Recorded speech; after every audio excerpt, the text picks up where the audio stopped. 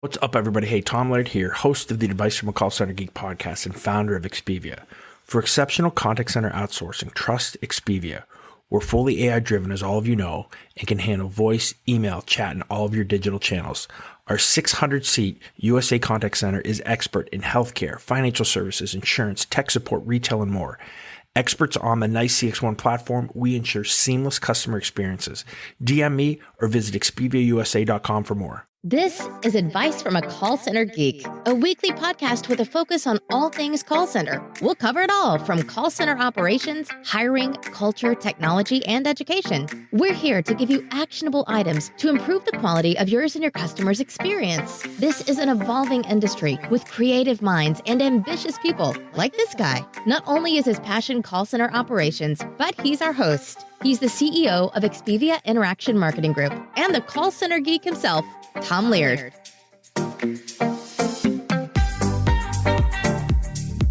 Welcome back, everybody, to another episode of Advice from a Call Center Geek, the call center and contact center podcast. So we try to give you some actionable items to take back in your contact center, improve the overall quality, improve the agent experience, hopefully improve the customer experience as well. How's everybody doing? Excited for today's show. I'm going to try to do something a little bit different. For any of you who have not joined the texting community, today's show is a reason why you should. So all I want you to do is text call center to the number 814-247-0366.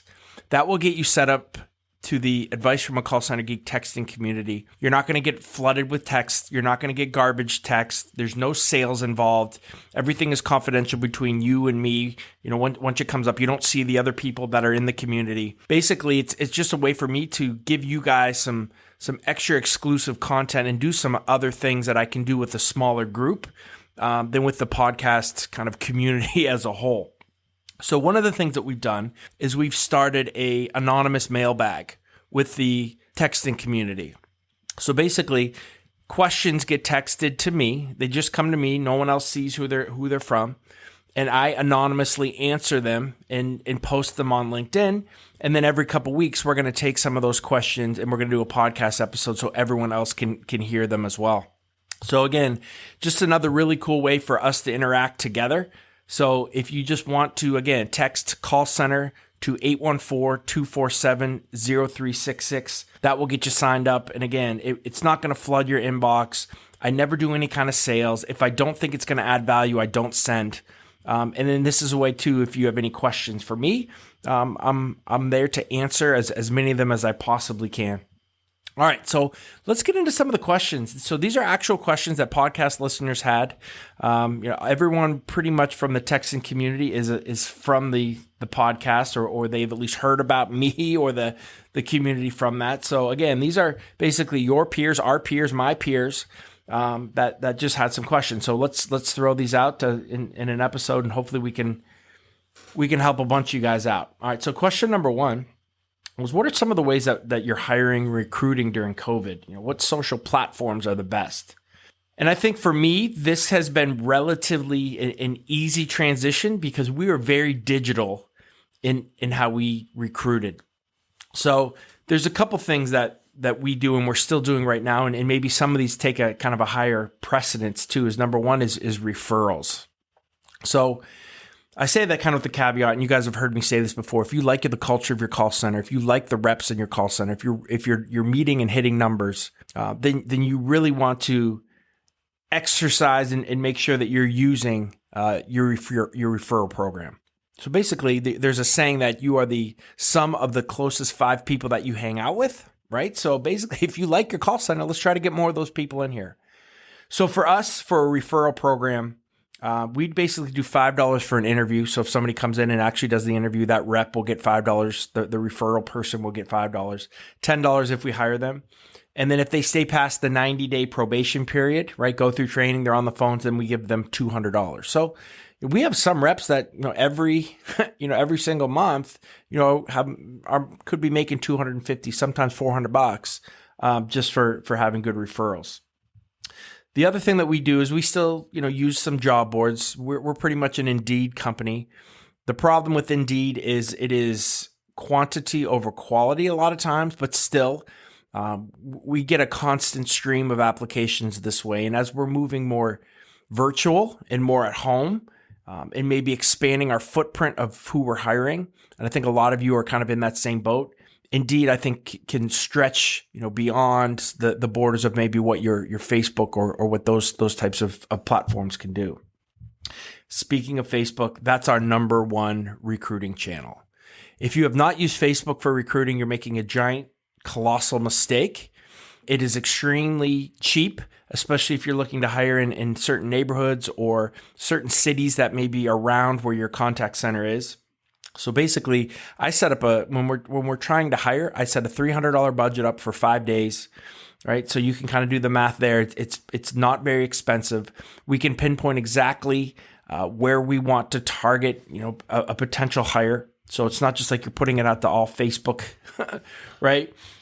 You can kind of really pick and choose and kind of segment where some of those ads are going to show. So I think if you haven't done that, the other thing I will say with this is don't just post on your Facebook page and boost it, right? Because you can boost it. Actually create a job post because you get more criteria for how you want to select and choose and how the ad looks.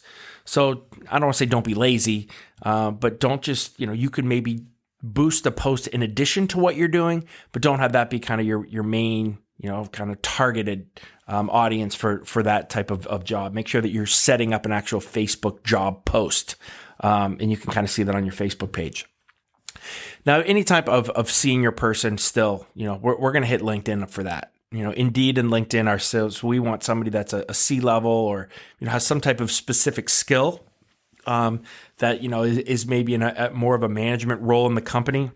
That's where really, LinkedIn kind of comes into play for us for sure. All right. So that's kind of how we're kind of getting through the recruiting aspect of COVID. And again, that really hasn't changed too much for us because we utilize Facebook a lot. We utilize referrals a lot. And Indeed has kind of always been there. I love this next question, right? And it's how do you monitor and care for the emotional well-being of the work from home agents, right? So we all know that, if you just say, hey, you're going to work from home, everybody thinks that that's great.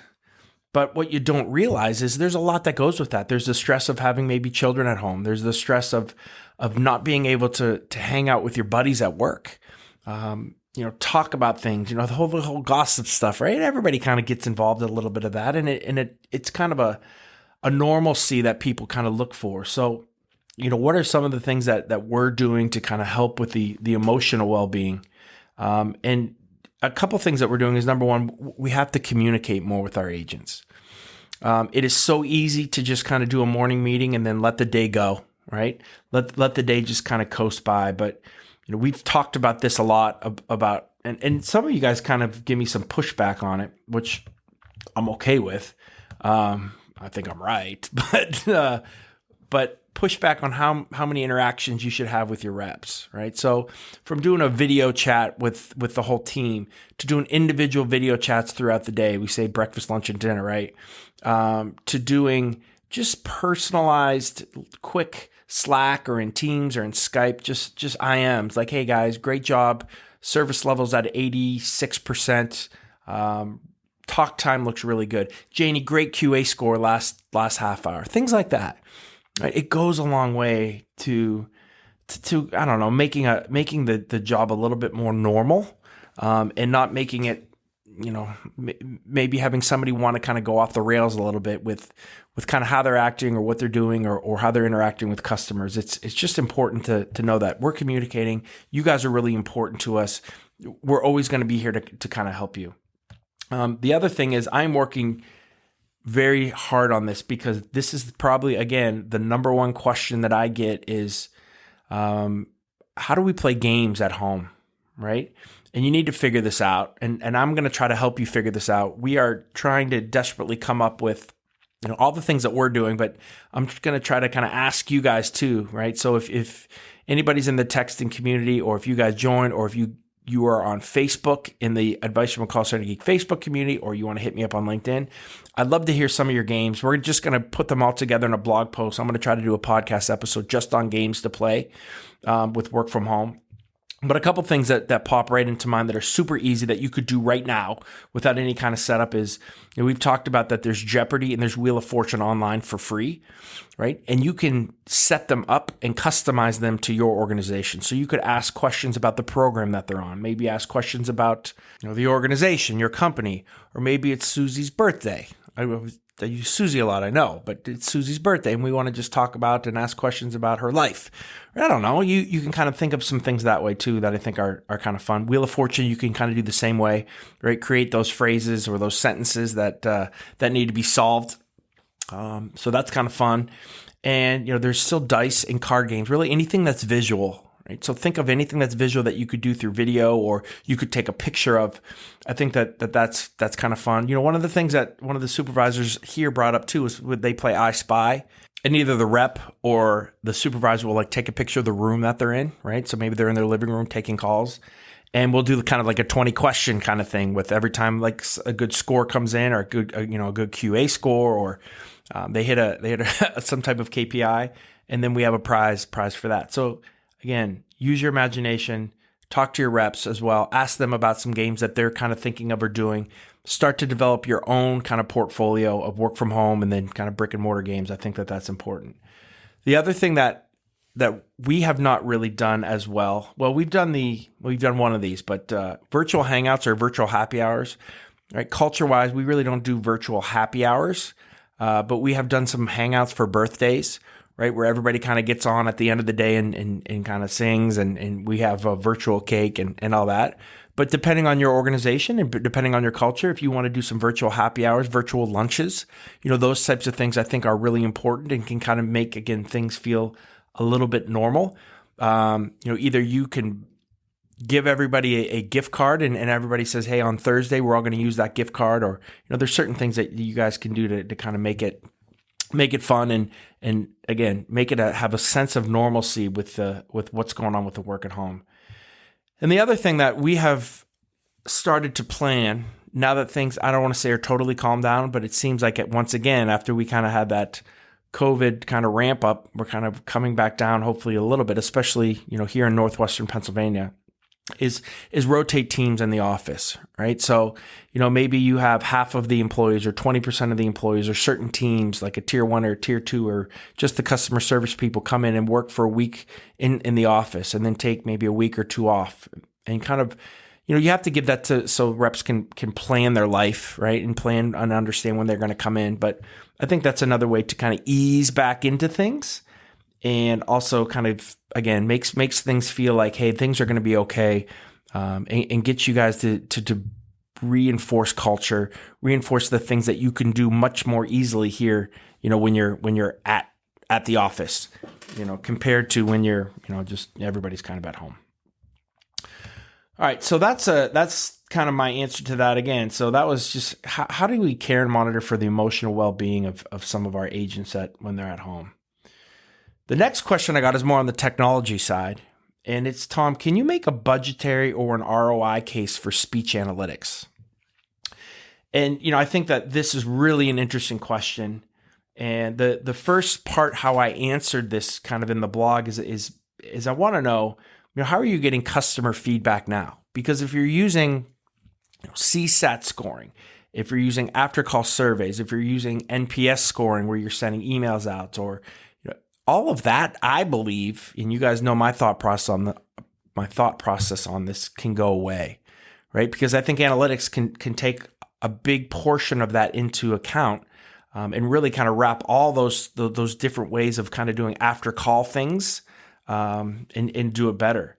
So what I would say from there is you could probably get away or get rid of a lot of those other type of surveying tools that you're using and that you're paying for. The other thing is, it's really difficult for me to say, it's almost like, how can you afford not to have it? It's kind of one of those, how much would you really pay? Let's say this is 5 or 6 years ago, or even 10 years ago, how much would you pay? And what do you think the ROI is if you could learn, what percentage of your customers were happy or sad, when they were calling in? And then what if you could take that happy or sadness and then correlate it to specific keywords and reasons why that they were sad or happy with the kind of the process of what they've gone through with your organization, from a sales process to maybe a delivery to customer service, the whole spectrum of that customer journey, we can really now pinpoint onto what are the pain points for customers. And it's a lot of times it's something that you would never know really without that. So, I think that that's a really big piece from an ROI standpoint is all of the improvements that you can make to the customer journey that maybe you can't put an exact cost on, but someone smarter than me definitely can when it comes to the overall organization and looking at, everything from the first time that they looked at your website to go purchase something or walked into a store, to when they made that phone call or when they tried to make that purchase online, to when the delivery came. All those touch points, if there's any type of weakness in them, it can be covered with speech analytics when they're calling in. The other thing that I think you can see an instant ROI in is the customer experience if you pay your reps off of analytics. Right? Again, we've talked about this, paying your reps off of positive sentiment.